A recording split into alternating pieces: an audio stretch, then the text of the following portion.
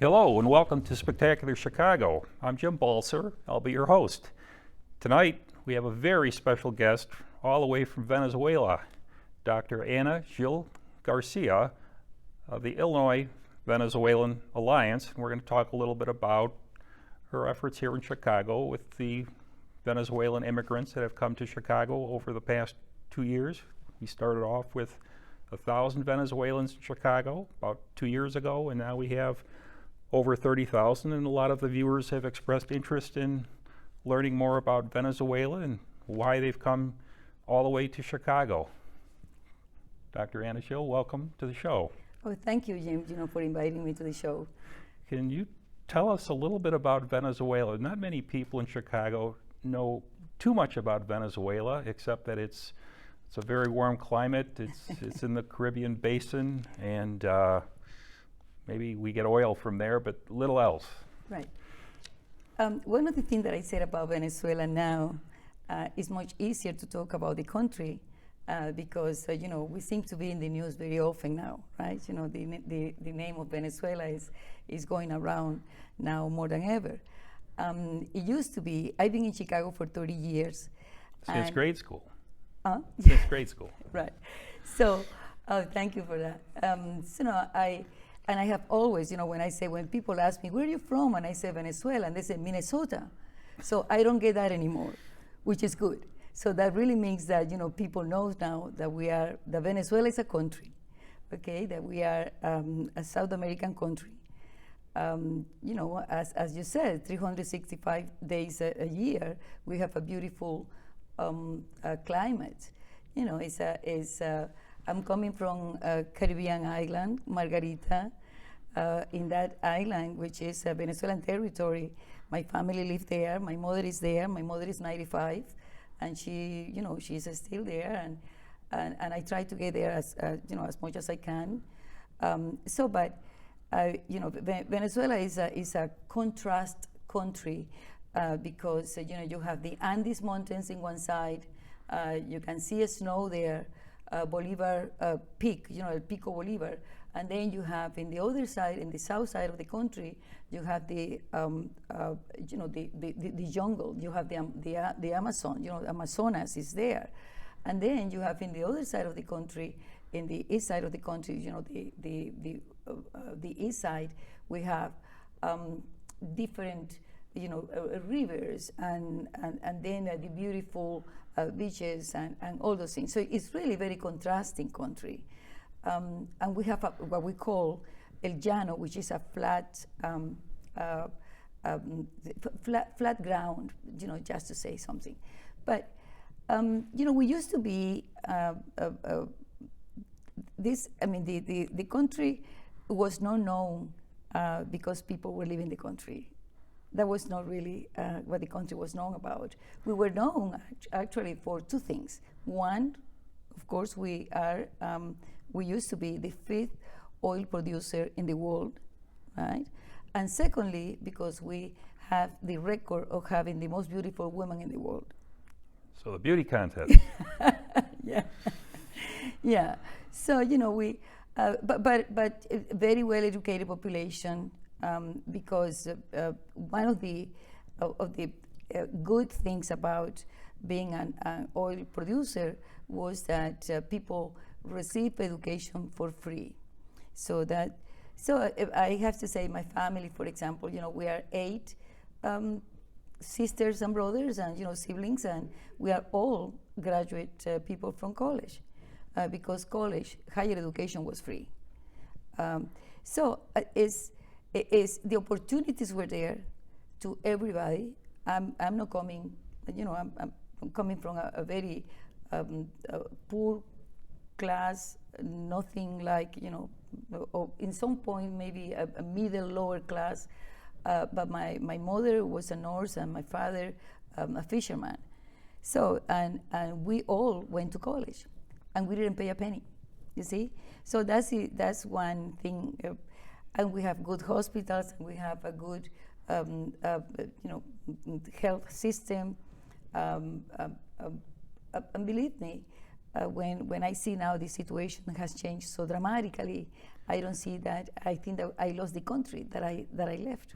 And what situation occurred that created such change? Because, as I mentioned, 2 years ago, 1,000 immigrants. And the difference I don't think many people realize, migrant, the word immigrant, they're often used interchangeably. Immigrant is more of a permanent thing, where migrant could be you're just passing through, if That's I'm getting true. that right. Yeah. But what happened where we have many tens of thousands or hundreds of thousands or quite millions of people that have left Venezuela with all of those benefits? Something occurred that caused them to leave the richest country in South America. The richest, the icon of democracy in the first place in South America was Venezuela.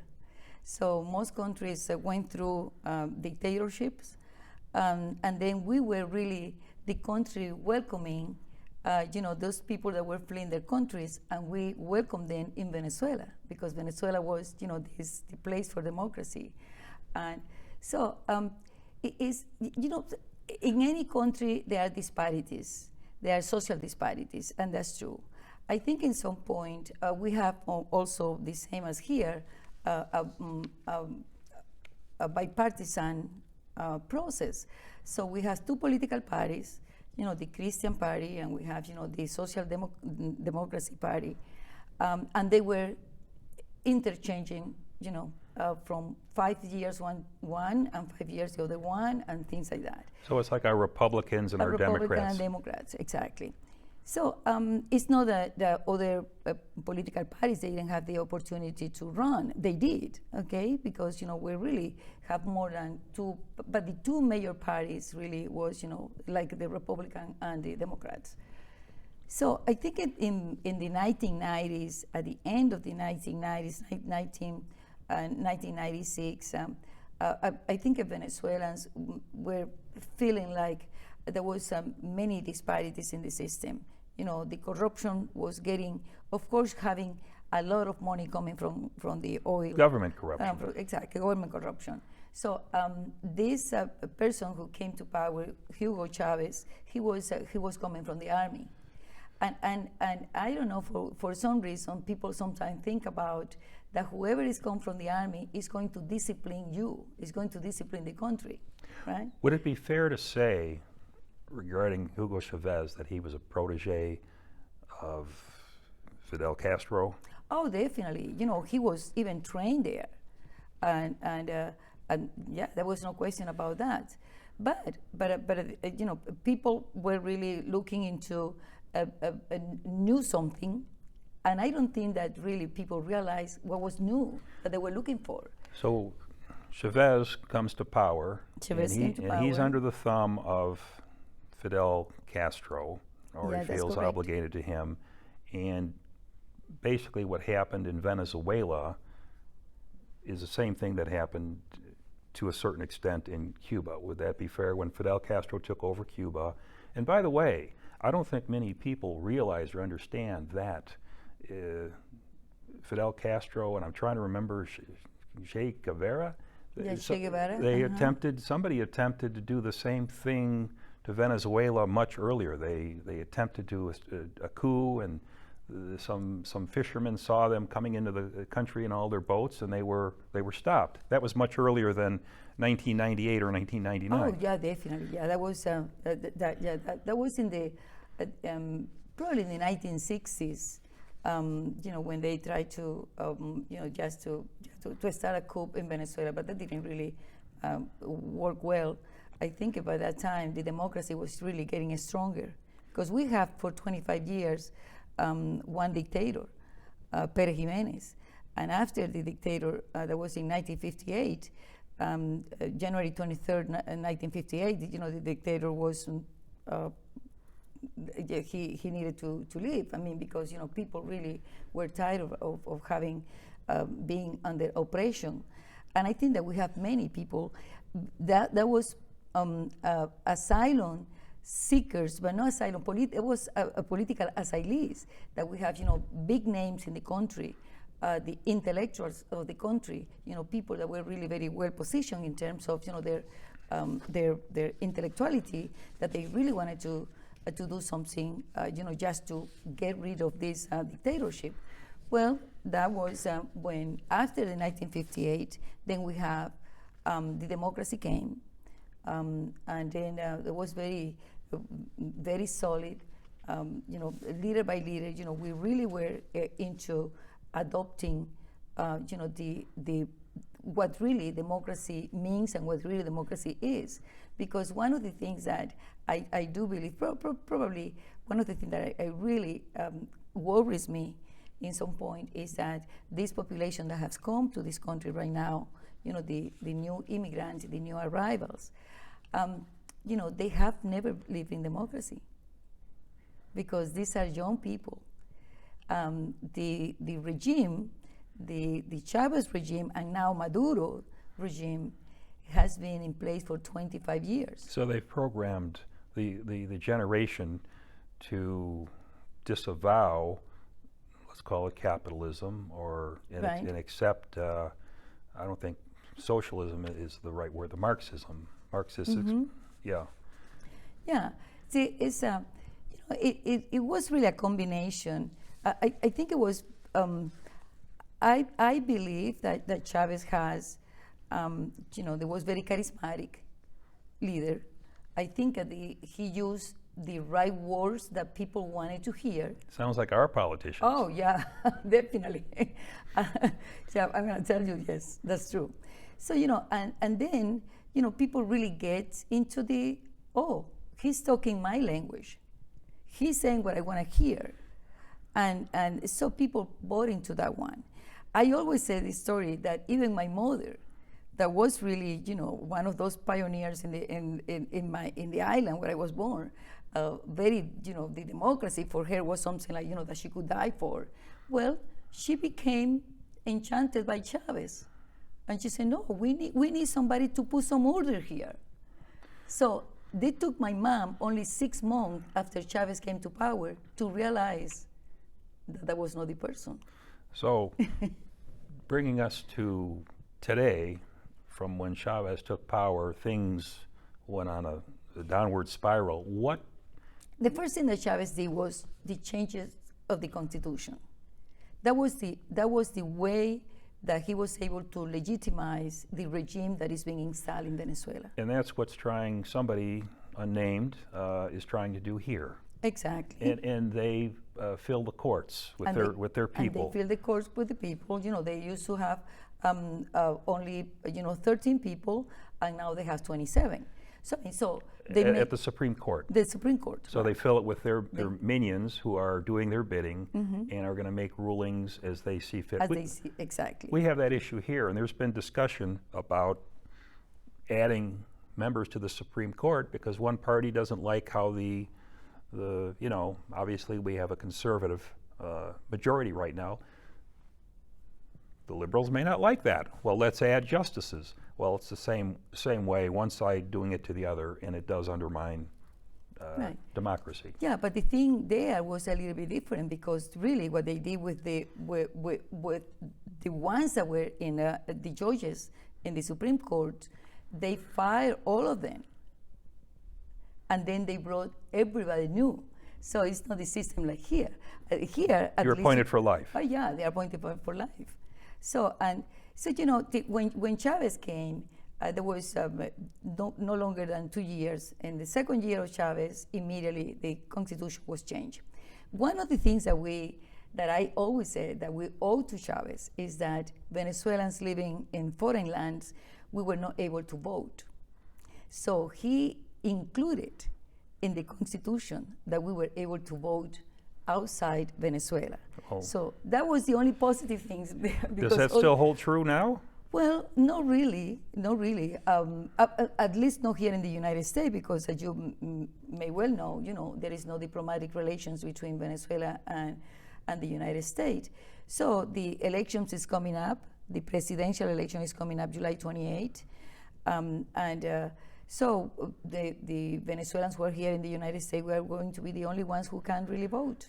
Because we don't have any place to go to vote. that's a violation of our rights. Well, I'd like to talk a little bit about the Venezuelans that are here in Chicago and why they've come to Chicago. Can we put on screen tile number 5?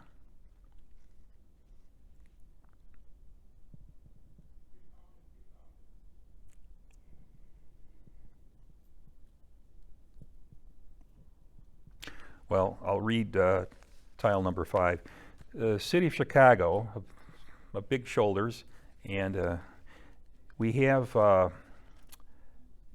almost 1,000 buses arriving since August of 2022. 309 buses arrived at suburban communities. I suppose that's an addition. Almost 5,000 have arrived at O'Hare and Midway Airport. 28 shelters, and almost 9,000 current shelter residents. What is causing everybody to now leave Venezuela and come to Chicago and other major cities? What's behind that? Because it takes a lot for somebody to leave off screen. It takes a lot for somebody to leave their home country and come to the United States. There's some significant cultural differences here. I'm not even going to talk about the weather compared to Venezuela. It sounds like I need to go there, No. aside from the fact that I have a problem there. Right. But what's causing everybody to leave Venezuela? Yeah, let me say this. The causes of immigration are very similar everywhere, okay? So, but because, people leave their countries because of natural disasters, because of the, lack of job opportunities, education, violence, the political system. Food. So that really is not unique. The economy is not in good condition. Economy is included, definitely. But then in Venezuela, we have to say, we were not a country that were used to leave our country in the way, but little by little, we were getting, people were forced to leave because of the living conditions in the country, because they couldn't find any food, because the hospitals were really getting deteriorated, because the educational system really was going, it's more indoctrination than anything else. So people start looking into some other options, and then you saw in some point they left. That Venezuela has about 4 different peaks of immigration, and people have to realize that. The first one was in 2002. Chavez went into national television and after an oil strike, and he fired 20,000 oil workers in national television. They went on strike. They were on a strike, okay? They were on a strike because they were changing. Chavez came to change everything in the oil corporation. And we have to remember the oil corporation in Venezuela, it's called PDVSA, was one of those corporations that you could find in the management books as an example of efficiency. And that really, and Chavez came and he was trying to impose, of course, his adept, the people that really were following, were following his party, and without any merit. So if you are my friend, you're going to go out because you're going to take his position now. Sounds like the Cook County system we have here. The circuit court clerk's office, some judges, a lot of people in government, unqualified, but they're friends of somebody. Same thing, but probably worse there. Yeah, it was worse. And then, those 20,000 people, they left the country with their families. And now you find them where? In the Middle East, you find them in Mexico. Wherever there is a petroleum company, you find Venezuelans there. That was the first immigration. Then the second one was when we have the immigrations in Venezuela. The immigrants really came from Europe. And when they came from Europe, that we're talking about Italians, and we're talking about, people from Spain, Portugal, Germany. There is a beautiful mix in the country. These people were forced to leave the country, and they were forced to leave the country because Chavez took over every single company, that were really companies that were producing money, the agricultural companies, any type of company, that because there was this, they didn't. The steel manufacturers, the concrete, they were directed to do certain things. Exactly. They couldn't conduct anything. commerce as they saw fit. Exactly. They couldn't make money, and They then they couldn't put make in. money. And then Chavez was just to say, expropiacy. Expropiacy means, expropriating. Now this belongs to me. This belongs to the government. So if you're not making any money, so if it's something that you really work for all your life, and now you don't have that, then these people left the country. Well, what happened when all these people left the country? The European countries, they created some legal system to protect not only the person that is coming back to their countries, but also their siblings, their families, and so forth. So Spain, for example, if your father or your grandfather, is a second generation or the first generation, Spain said, you will have citizenship here, okay? And Italian did the same, Portugal did the same. So that was the other number that left the country. Yep. Then in 2015, 2016 is when we started seeing people leaving the country, the young professionals, because we have this huge student protest on the streets. We have students being killed, very young people being killed in the country for different reasons. And so that's when we start seeing people coming to Chicago. Well, and if you didn't toe the line to the political party in power, Maduro, you wouldn't get food. You didn't get that food basket. It might not show up if you didn't vote and you didn't toe the line. And that was going on. And that was going on. So I always say that in Venezuela, you don't need to have a number right here, okay? Like, if during the Nazis, but you have a number, an ID, and that ID is ID coming from the government. That was the way of controlling people. They said, we have, your food is in this box. You have a kilo of sugar, 1 kilo of rice, we have oil here, and then you have 1 chicken. And you're gonna come every 15 days, and I'm gonna give you that one. Well, let's backtrack on the number that you're referring to. You have numbers in Venezuela. We have a number in the United States. It's called a Social Security number. That's the number that's, well, I'm checking to make sure it's not here yet. Well, we also have social security, but we use, social security for different reasons in Venezuela than here. But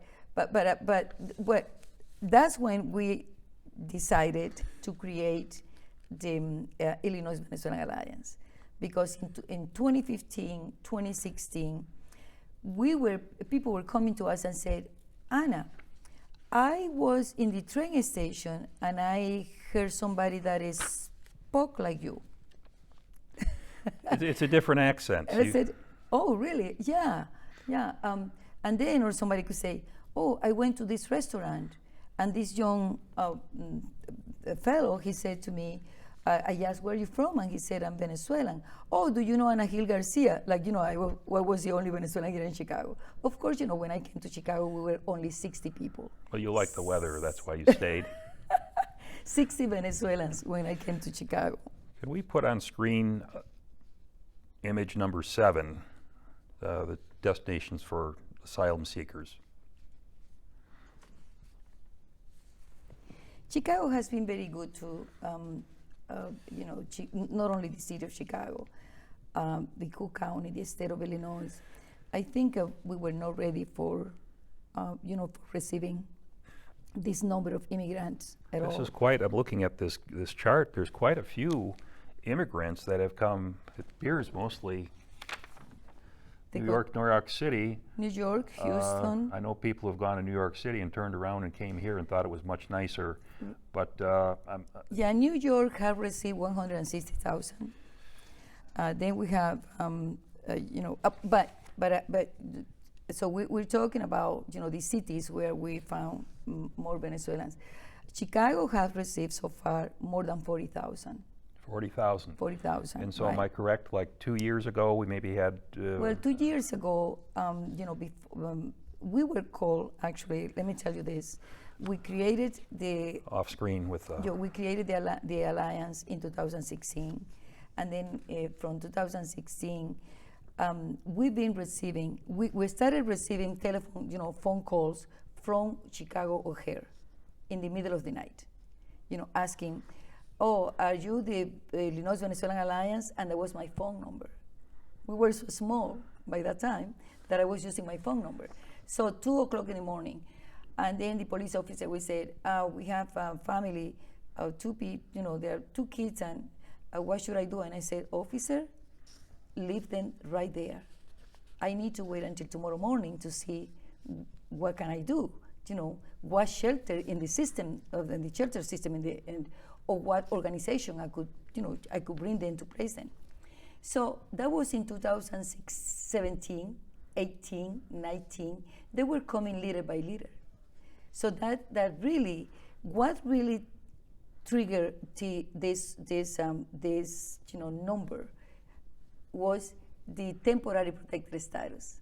We were fighting for so long, for the TPS, for the temporary protected status, asking the government that was, during Trump administration, just to get some protection, not to have people deported, because we have many Venezuelans already here in Florida, in Houston, not in Chicago. Would it be fair to say that Donald Trump liked Venezuela because he used to own a Miss Universe contest? I remember when Juan Guaido and his wife visited there, they almost had Donald Trump persuaded to go invade Venezuela to eject Maduro. Literally, I heard that his own people had to almost tackle him to keep him from doing that. They had him persuaded to send our people in there to eject Maduro. I think the Venezuelans, any type of military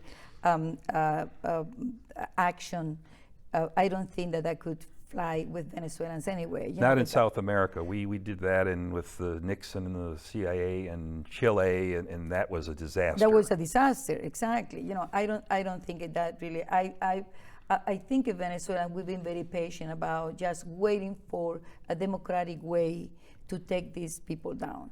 I don't know if this is going to be, if we are going to wait, longer, but we do believe in democracy, and we do believe that, that the option of an election, and we really want to use the vote, our force through a vote, just to get rid of Maduro and his mafia. So there's been, as I read, 7.7 million. You use the word migrants, would imply it's temporary, but maybe some stay, but immigrants, migrants, right. And that's 25% of the population. Right, it's 25% of the population. The United Nations has been very clear about this number. This number is right now we are closer to 8.5 million people who have left the country. They left the country to South American countries first, okay? What we are receiving now is people that are coming from what is called a third country. They're coming from Chile, they're coming from Peru, they're coming from Colombia, they're coming from Ecuador. And that has become an issue when you ask for asylum, okay? Because the legal system, the immigration system is very clear in terms of, if you are leaving your country, you will have the opportunity to ask for an asylum. But when you're coming from a third country, then becomes very difficult, because how is that you can prove that because you were in Venezuela, you are escaping from Venezuela because the lack of food, the lack of electricity, the lack of water, the lack of education, the lack of all type of services, resources, etc. And now you go to Chile, and in Chile you cannot claim any longer that you don't have any food in Chile, that you don't have job in Chile. And now I'm coming to United States because now I'm seeing that, oh, there's some xenophobia in Chile. You see, so it exists everywhere. Of course, exists everywhere. But and just give you an example, with the xenophobia. But I'm going to tell you, it's becoming difficult. I think this country is doing the right thing in terms of they are all declared asylum seekers. We are no refugees, by the way. People tend to say, oh, the Venezuelan refugees. No, they are no refugees. The refugee, when a refugee comes to this country, there is a number that is the ceiling that every country establishes, for refugees. If the refugees could mean 160,000 people from everywhere, not from Venezuela. But I think this country has done things in the right way, which is the temporary protected status. That's one, the TPS. That protects people for 18 months. And they have already created a second one. That was, last year in July 2023. And then we have the humanitarian parole. The humanitarian parole of Venezuelans is very similar to the humanitarian parole of Ukrainian people. I wonder what would happen if Americans needed to leave the United States. Some of us talk about if things really go south, where are we going to go? Who's going to want us? Americans are not always necessarily receptive. Most Americans are born and they die within 30 miles of where they grew up. They don't tend to be global. As example, how many times have you heard, why don't they speak English? Why don't they speak English? But you know where I heard that? I've heard it here. I heard it someplace else. I'm visiting Italy. I'm in Rome. And I see these, this couple, and, she says, why don't they speak English? I said, lady, you're in Rome. And I got to describe this woman because she's wearing these khaki capri pants, those floods, and, very dowdy. And I'm looking, I said, this is where the term ugly American comes from. Only an American will go to another country and be someplace and say, how come they don't speak English? So we have a little bit of... Yeah, I think that we've been very protective about, the language here in the United States. English is definitely, the first language of the country, and it has taken a lot of work, just to accept other languages being spoken in the country. Well, I'll say this, if I can interrupt. English is your second language, but you speak better English than some people that I know from this city that have lived here all their lives. I'm going to tell you, I learned English when I was 30 years old, and the older you learn, really become more difficult. And you know what? This is the way that I speak, and I don't. For me, it has worked. But I have to say, one of the things that we do in the Alliance, when we go to shelters, we work directly in the shelters. We do the cultural competences in the shelters. We tell the new immigrants, we say, this is the way that we operate here in this country, here in this city. So you can't really use flip-flops when there is a snow outside, right? These are social behaviors. Why not? These are some of the social behaviors that you need to show when you are in the train, when you are in the buses, in the transportation system. So we teach all of that. At least we provide information, okay? Because to survive in this society, any immigrant, we have to acculturate. What services are needed? Knowing from some personal experience and some Venezuelans that I know, there's food, there's shelter, and as a result of this acculturation or trying to merge. There are some mental health issues happening, and I don't necessarily see, the immigrants. Medical attention is a necessity, and I don't see that happening. Mental health, that's been reported as an issue, a real problem. Well, I think at the beginning, I have to argue that I think at the beginning of the whole process, we were called in August 2022, 2022. Yeah, that was the mayor, Lori was there. And, when the first Lori Lightfoot? Lightfoot, was there. She was the one who received the first immigrants, coming from Texas. And I do remember when I got this phone call in my home, and they said, so are you the part of the Illinois Venezuelan Alliance? And I said, yes. And I said, well, we want to inform you that the majority of the ones who are coming transported from Texas to here, they are Venezuelans, which in fact, 85% of the entire population of immigrants, the new arrivals, are Venezuelans. So they're up being unceremoniously bussed because the governor of the state of Texas is trying to make a political statement. Oh, is this being really very political? The migrants are being used, immigrants are being used as political pawns. Yes. Is that fair? That's fair. I see that happening. Yeah. And in Florida, let's bus them to Chicago, or they fly them to Martha's Vineyard. Right. And just to sit there, okay, we're gonna stick it to the to the sanctuary cities. Sanctuary cities. Exactly. Yes. Remember, that the target has been, the sanctuary cities, and so yeah, definitely this been a very political, the use or the misuse, of. I always try to think about how could a person just not see that this is a family.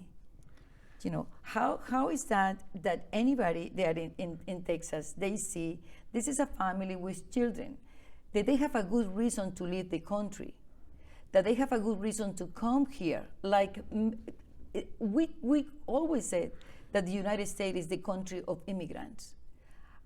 I don't think that the behavior that we've seen in these governors really represent any humane behavior. Now, I have to be me, but since we're the country of immigrants, I would never tell that to an American Indian. Which is true, because they were here before. I understand. I'm just saying that they see it a little differently, but they see that a little different. But let's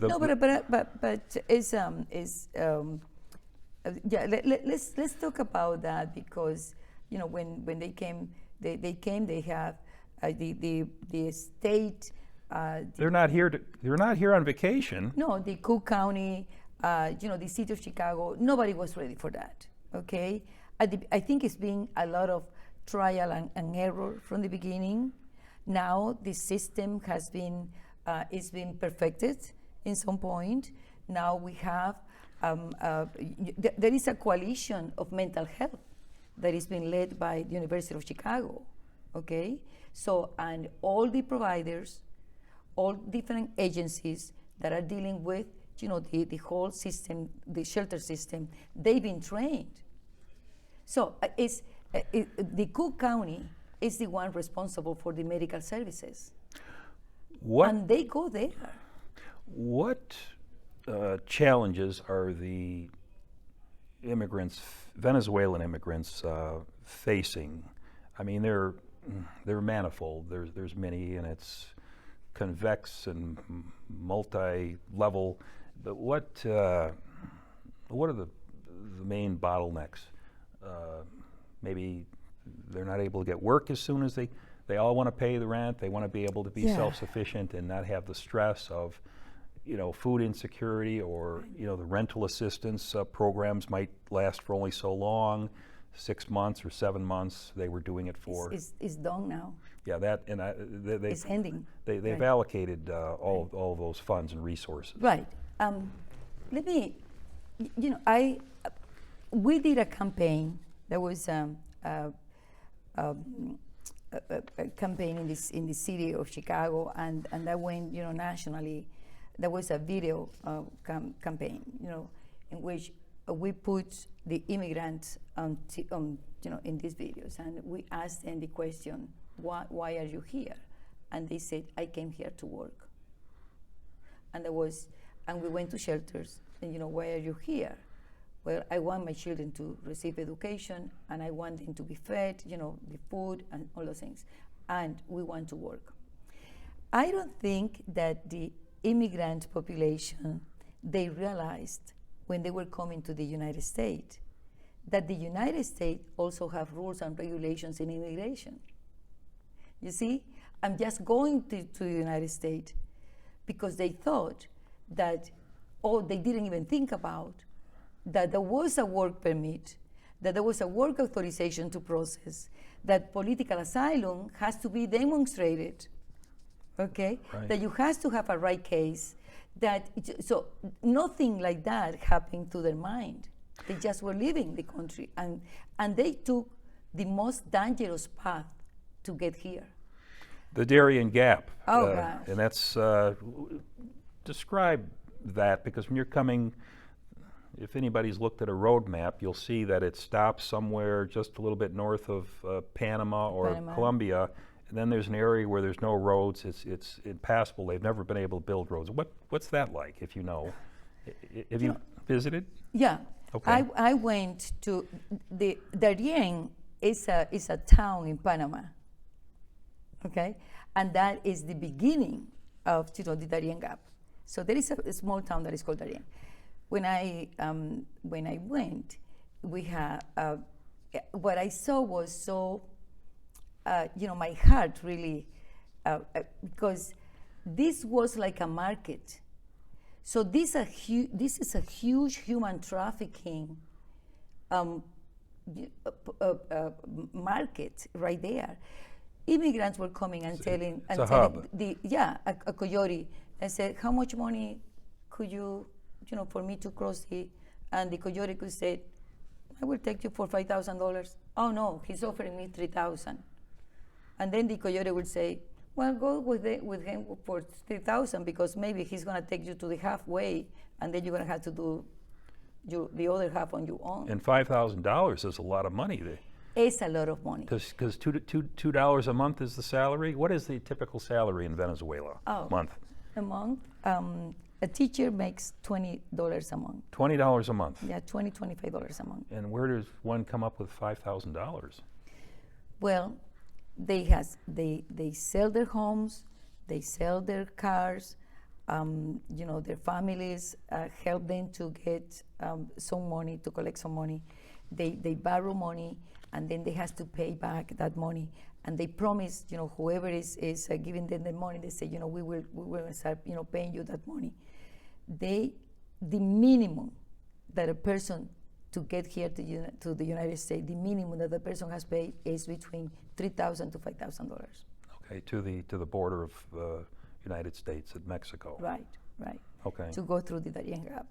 Okay. So out of 10 people that go through the Darien Gap, only 6 survive. Those aren't very good odds, unless you can afford to take a raft around. Exactly. So, and it takes, people have taken something like 4 months to get here, because if you're coming from Ecuador, you have to go Colombia, and then Colombia, Panama, and then you go in some point you have to cross to Nicaragua. You have to use the bestia, the beast, which is the train in Mexico. And how many of them have been killed in that train? Many. Yeah, you fall off, or you're fall underneath, off. You can't hold on. And yeah, we have in the shelter system people without arms, legs, and all of them is because of that train. I have a question, and I was reading your PowerPoint presentation, very well done, and it talks about the migrant children, and I notice a lot of the Venezuelan women that are here, they're maybe 25 to 30 years old, but they they have children with them. And I read somewhere that in Venezuela, they were actually, the government were paying women to have children. Right, right. What's behind that thought? Well, the number of children that have come now is extremely high. For example, the number that has been reported as there are 7,000 kids came with their parents, but there is another population that is floating around that they didn't come with anybody. They are children, 14, 15, 16 years old. They didn't bring anybody with them. So those are also in the system. So these 7,000 kids, 50% of those 7,000 are between 0 to 5 years old. Okay? I have to say this before I say something else. One of the things that has benefited the city of Chicago Public Schools, has been the immigrant children. Because right now, in the city, in CPS, we have 12,000 new immigrant children. So, and that has saved. Many schools were lacking of enrollment. So some of the schools were facing closure, and the immigrants came in with children to justify keeping those schools open, so that benefited those neighborhoods. And they benefited the neighborhoods. Now, you're referring to something that happened in Venezuela, and it still seems to be happening, which is, that's the reason that you see very young population, 25 years old women, 27 years old, with 4 kids, with 5 kids. And I was always asked the same question, going visiting the shelters. Anna, why do they have this many kids? And I said, well, let me find out. Well, I did. I found out with a school principal in Venezuela. And they said, oh, you don't know that the government decided to, because the numbers, the population number was decreasing, they decided to create this program, and this program really is creating this bonus, which is an addition for the money that the government provides through the boxes with the food, whatever. So for every kid that you have, you receive some money. So those are the kids that we're seeing now. Well, I wonder if Mayor Johnson would implement such a program in the city of Chicago, because we're losing population. Mayor Johnson, pay the ladies, they'll have all you want. Yeah, but it's, maybe if you do something like here in the United States, the quality of life is very different. But if you do something like that in Venezuela, what is the quality of life of a child, who is really lacking of any type of services there? Basics. Speaking of the children, children know when their parents are stressed or worried or down, and they sometimes think, being children, is it my fault? What have I done? Gee, my parents left the country to come here and literally carry them all the way here. And how are the children taking this? Because I've seen some Venezuelan children that are not, they're happy, but they know they're not.